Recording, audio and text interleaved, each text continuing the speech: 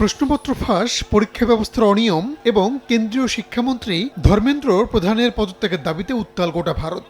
বুধবার দিল্লির যন্তর মন্তর অবস্থানরত শিক্ষার্থীদের উপর আবারও চড়াও হয় পুলিশ। লাঠিচার্জ করে ছত্রভঙ্গের চেষ্টা চালায় আন্দোলনরত শিক্ষার্থীদের।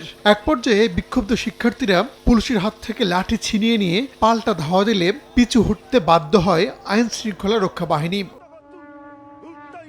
টানা বিক্ষোভের মুখে বৃহস্পতিবার নিজের ফেসবুক পেজে একটি পোস্ট করেন প্রধানমন্ত্রী নরেন্দ্র মোদী। লেখেন, যারা প্রশ্ন ফাঁস করে শিক্ষার্থীদের ভবিষ্যতের ক্ষতি করেছে তাদের বিরুদ্ধে কঠোর ব্যবস্থা নেওয়া হবে। দেশটির বিরোধী দলীয় নেতা রাহুল গান্ধী মোদীর এই বক্তব্যের তীব্র সমালোচনা করেছেন। তরুণদের ভবিষ্যৎ নষ্টের জন্য মোদীকেই দায়ী করেন তিনি। শিক্ষার্থীদের কাছে ক্ষমা চাইতে বলেন প্রধানমন্ত্রীকে। অপটিক্যাল ব্রাইটেনার, কালার গার্ড এবং জার্ট লক সমৃদ্ধ অ্যাডভান্স ফর্মুলায় এলো নতুন রে ডিটারজেন্ট পাউডার। এদিকে টানা 25 দিন ধরে অনশনে গুরুতর অসুস্থ পরিবেশ কর্মী সোনম ওয়াংচুক জানিয়েছেন, আন্দোলনকারী শিক্ষার্থীদের বিরুদ্ধে যেন কোনো ধরনের আইনি ও শাস্তিমূলক পদক্ষেপ না নেওয়া হয়। সরকারের পক্ষ থেকে এমন স্পষ্ট আশ্বাস পেলেই তিনি অনশন ভাঙবেন। তবে ককরোচ জনতা পার্টির পক্ষ থেকে জানানো হয়েছে, ওয়াংচুক অনশন ভাঙলেও শিক্ষামন্ত্রীর পদত্যাগ না হওয়া পর্যন্ত তাদের অবস্থান কর্মসূচি অব্যাহত থাকবে।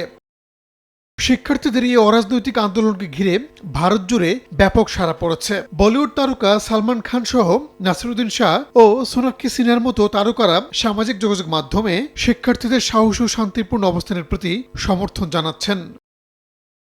রাহানুল রানা, সময় সংবাদ।